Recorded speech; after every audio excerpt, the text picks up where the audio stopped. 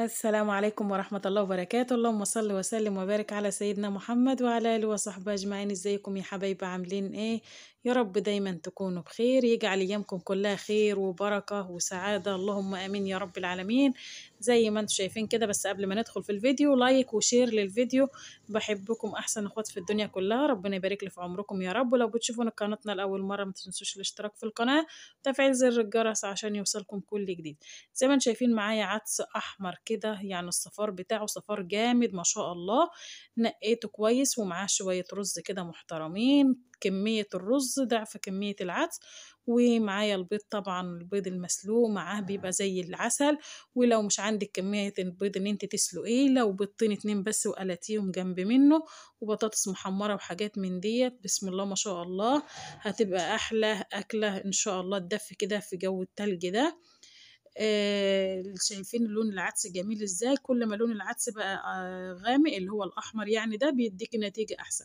هحط له بقى الملح بتاعه واحطه على النار. وكمان انا حاطة بطاطس تتسلق، وهسيبه بقى لما كده يغلي كده مع نفسه. وطبعا زي ما انتم شفتوا البراد اللي على النار اللي فيه البيض ده، انا مش بعمل فيه شيء، انا عاملاه مخصوص ان انا اسلق فيه البيض، علشان لما بسلق البيض في حاجة ألمونيا يعني وكده، فبيزرقها وبتبقى صعبة التنظيف بتاعها. لكن ده براد صاج، فهو علشان كده انا عاملاه مخصوص لسلقان البيض، ما بيسيبوش اي حاجة. زي ما انتم شايفين كده، هقشر البطاطس بتاعتي، لقيتها القشرة بتاعتها لازقة، هجيب معلقة كده بتاعت الشاي وهقشرها. ما شاء الله البطاطس ديت مرملة. طبعا احنا دلوقتي في البطاطس الجديدة، وما شاء الله ما بتسودش ولا اي حاجة في التحمير، لا بالعكس ده مرملة وزي الفل. هقشرها كده زي ما انتم شايفين اهوت. وزي ما بقولك كده، لما يكون الكشري بتاعك سخن والبطاطس سخنة والبيض سخن وكله سخن في سخن كده، هتلاقي نفسك اتدفيتي. مش شرط ان انا عشان جو ساقع ان انا اعمله كشري، اعمله قصد عدس، لا ابدا، ما فيش اي حاجة، مش شرط ان انا اعمله شوربة عدس. معايا كمان هنا ده بلح اهوت كان عندي في الفريزر، فطلعته قلت على ما اقشر البطاطس واعمل الكشري هيكون فك من التلج اللي هو فيه. زي ما انتم شايفين اهو، هو فيه التلج بتاعه، فعلى ما انا اقشر البطاطس واعمل الكشري وكده هيكون فك من التلج. هغسله هشطفه كويس واحط عليه شوية مية واركنه واسيبه، لما اخلص اللي انا بعمله هيكون راح زي الفل. طبعا البلح في اوانه بيكون تمنه رخيص شوية، يعني ده كنت جايباه الكيلو ب5 جنيه، دلوقتي الكيلو ب10 جنيه. فكل ما يعني ربنا بيسر وتعيني الحاجة بتبقى كويسة، بتنفع في وقت تاني. قشرت البطاطس وركنتها على جنب، ومعايا هنا ربطتين من الخضار، هقشرهم بقى انضفهم كده كويس، علشان طبعا احنا في جو شتاء والخضار بتاعنا بيكون كله طينة. هنضفه كويس كده، واللي هو الفجل اللي ابو راس ده مش بقطع الراس، لا ده بخليها الراس بتاعته طرية وبتبقى حلو. اللهم صل وسلم وبارك على سيدنا محمد. لو وصلتوا معانا لحد هنا متنسوناش لايك وشير للفيديو، احلى اخوات في الدنيا كلها، ربنا يبارك لي في عمركم يا رب. علشان طبعا اقدر ان انا ارجع القناة تاني، لان انا بسبب بعدي عنها اتوقفت الاعلانات، فان شاء الله بامر الله نرجع زي الاول و ننزل الفيديوهات، وربنا يصلح الحال والاعلانات ترجع ان شاء الله بامر الله. وبفضل وقفتكم جنبي كده وتشيروا لي الفيديوهات بتاعتي، علشان ربنا يبارك لي في عمركم يا رب كده، ما تحرمش منكم، نرجع تاني مع بعض زي الأول، وربنا يديم المحبة إن شاء الله بأمر الله. زي ما انتم شايفين كده بنضف الخضار، طبعا اللي بيطلع من الخضار بتاعي ده انا مش برميه، انا باخده للطيور عندي، ما برميش اي حاجة، اي بواقي بتفضل مني بعينها كده عندي جردل صغير بحط فيه اكل للطيور، فانا ما مش برمي اي حاجة. اهم حاجة غسيل الخضار كويس علشان الرملة او طينة او اي حاجة، ونحطه بقى يصفي ميته كده على ما نشوف هنعمل ايه، ونحمر البطاطس بتاعتنا ونسلق البيض ونعمل احلى اكلة، اكلة دفا. وكمان نعمل معانا سلطة، معايا هنا الطماطم وجزرة وقرن فلفل بقى اختياري حسب ما انت حابة، عايزاه حامي ماشي، عايزاه بارد ماشي. لو انت عندك اطفال فبلاش الحامي، لكن انا طبعا عشان انا اولادي كبروا، فممكن انا بحط حتة صغيرة كده من الحامي، في اللي بياكل منه وفي اللي مش بياكل منه، عشان كده لما بعمل جزء في حامي يعني، وجزء تاني بتكون برد. زي ما انتم شايفين كده اهوت، هغسل الطماطم وهقطع السلطة. السلطة كل ما كانت مكوناتها كتير كل ما كانت فايدتها بقت أكتر. ركنت الطماطم والحاجات بتاعت السلطة على ما أشطف البلح بتاعي كده، أشطفه يعني أغسله بالمية تاني. زي ما انتم شايفين كده في حتت من التلج بشيلها علشان يصفي ميته بقى كده تمام ما شاء الله. وأركنه كده يصفي ميته علشان لما أجي أحطه في الطبق، احنا طبعا في الجو ساقعة فما يكونش فيه مية. بعمل السلطة بتاعتي والسكينة ما شاء الله مش راضية تقطع الطماطم إن شاء الله هسنها عند الراجل، علشان كل ما السكينة بتاعتك بقت حامية اديتك نتيجة أفضل للسلطة وقطعت معاكي أسهل وأسرع، وكمان الطماطم ما تخرش مية منك. فأهم حاجة إن انت تستخدمي سكينة حامية. انا بصراحة الطماطم ناشفة وحلوة يعني مش طرية ولا حاجة، ده جامدة. بس هي المشكلة عندي في السكينة هي اللي باردة يعني من عشان الاستخدام وكده.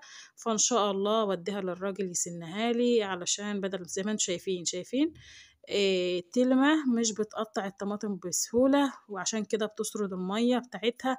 فما ينفعش السلطة تتعمل بسكينة تلمة. اللهم صل على النبي. زي ما قلت لكم كل ما كانت الفوائد في قصدي الأنواع كتيرة في السلطة كل ما كانت فايدتها أحسن. يعني فلفل حامي، فلفل بارد، حاجات من دي، جزر، كزبرة، جرجير، أي حاجة موجودة عندك حطيها في طبق السلطة. لم اللي موجود كله عندك في البيت وحطيه في طبق السلطة كده ما شاء الله. بشرت الجزر وكمان قطعت الكزبرة، وكده طبق السلطة بتاعنا جاهز. ونشوف الكشري بتاعنا ما شاء الله. شايفين ده كمان لسه ما قلبتوش ولا أي حاجة. انت هتقولوا ان هو لونه فاتح، لا ابدا، ده لما كمان بقى نقدحله يعني ايه. هتشوفوا دلوقتي انا هقدحله ازاي، وبمعلقة هتخلي طعمه زي العسل وريحته جايبة لاخر الدنيا. بصراحة جربيه وان شاء الله مش هتندمي ومش هتبطلي تعمليه بالطريقة ديت، وبالمعلقة السحرية اللي هنحطها له، وتخلي ريحته زي الفل. بسم الله ما شاء الله. بصراحة بتخلي طعمه وريحته أحلى ما تكوني حاطة عليه سمنة بلدي، لأن دي أساس السمنة البلدي. معايا هنا طبق اهوت أو حاجة ألمونيا يعني أو تيفال، أي حاجة المتاحة عندك. هنزل فيها بشوية من الزيت كده وهسيبها لما الزيت ده يسخن. واللي انتوا شايفينه معايا ده وش اللي انا باخده من على اللبن. يعني انا لما بغلي اللبن وببيته في التلاجة فبيعمل الطبقة اللي هي زي القشطة على الوش دي. باخدها كده بجمعها في طبق وبستخدمها زي ما انا حابة بقى في اي حاجة تستخدميها. وافضل حاجة بقى يعني بص ما مش هقولك الطعم بقى في الحتة دي، الطعم والريحة ما شاء الله. يدوب بس تنزلي على الزيت بالمعلقتين دولت وشم أحلى ريحة في الدنيا كلها، وهتاكلي أحلى شوية كشري أصفر في الدنيا كلها بريحة جميلة جدا. بصراحة أحلى ما بتكوني حاطة عليه سمنة فلاحي بس كده. يعني لو حطيت السمنة الفلاحي ما بتديكيش الريحة المطلوبة دي. شايفين ما شاء الله. بسيبها لحد ما انتوا زي ما شايفين كده بيكون لونها ذهبي، وبعد كده بنزل بيها على الكشري بتاعنا. ما بنزلش بيها طول ما هي فاتحة، ما بنزلش بيها لحد ما يكون لونها ذهبي زي ما انتوا شايفين بالطريقة ديت كده. والريحة قلب الدنيا حاجة زي العسل. اقسم بالله لو جربت الطريقة ديت والمعلقتين السر الحلو ده، شايفين اللون الذهبي ده؟ شايفين ما شاء الله اهو. هو ده المطلوب، هو ده المطلوب. خسارة ان احنا نرمي الشوية دولت. لازم اجيب معلقتين من الكشري كده واقلبهم وافضيهم تاني على الكشري بتاعنا. ما شاء الله شايفين اللون والجمال والحلاوة. والكشري بتاعنا ما شاء الله مفرفر وزي الفل. بسم الله ما شاء الله. حاجة كده تدفي، حاجة كده لزوم الساعة ما شاء الله عليه كده وهو سخن. وكمان البطاطس والحاجات الحلوة اللي معاها ديت سخنة. والبيض بتاعك بقى زي ما انت حبة، حبة تحمريه ماشي، حبة تخليه أبيض زي ما هو مسلوق كده ماشي. فعلى حسب ما انت حابة تعملي. شايفين ما شاء الله الحباية بحبايتها مفرفر كده يتبدر بالحباية زي ما بيقولوا. بسم الله ما شاء الله. بصراحة ريحته زي العسل. زي ما انتم شفتوا كده اهوت، هاركنه بقى كده على جنب، وهاشوف هاعمل إيه بقى، وهاسيبه بقى كده طفيت عليه وركنته، وجبت الصينية بتاعتي اللي هاحمّر فيها البطاطس ديّة. أنا كنت محمّرة فيها بطاطس لو فاكرين في الفيديو اللي فات علشان الأنفار. فطبعًا الزيت أنا مش هارميه لإنه زيت نضيف، مش مكان سمك ولا مكان فلفل ولا مكان حاجة من اللي بتسوّد الزيت، ده زيت مكان قلي البطاطس. وهاقلي تاني فيه البطاطس زي ما أنتم شايفين كده. البطاطس بتاعتي ما شاء الله مفتحة كده ومرملة وزي العسل. هاعلّي عليها النار بقى وهاسيبها لمّا تحمر كده وتبقى مقرمشة زي ما أنتم شايفين، شايفين الجمال والحلاوة، شايفين اللون، ولا كركم ولا أي حاجة عليه، ما حطيتش أي إضافات أزيد من العدس والرز بتاعي. العدس والرز بس، والإضافة اللي هي السر في المعلقة اللي أنا قُلت لكم عليها، وإن شاء الله هتجربيه وهيعجبِك. شايفين البطاطس مقرمشة وجميلة إزاي؟ وكمان معانا المخلل، الليمون والشطة والسلطة اللهم صل على النبي، وخضار. يعني بسم الله ما شاء الله، وجبة زي العسل، وجبة كده تدفي. والبيض بتاعنا أنا حمرته زي ما انتم شايفين أهو. بألف صحة وهنا وعافية على قلوبكم، وأتمنى الفيديو يعجبكم، وأتمنى لو عجبكم الفيديو ما تنسوناش في لايك وشير للفيديو. باحبكم أحسن أخوات في الدنيا كلها، ربنا يبارك لي في عمركم يا رب، ما تحرمش منكم أبدًا. شكرًا ليكم وشكرًا لوقفتكم جنبي، وشكرًا لدعمكم ليّا. أترككم في رعاية الله وحفظه، والسلام عليكم ورحمة الله وبركاته. في رعاية الله.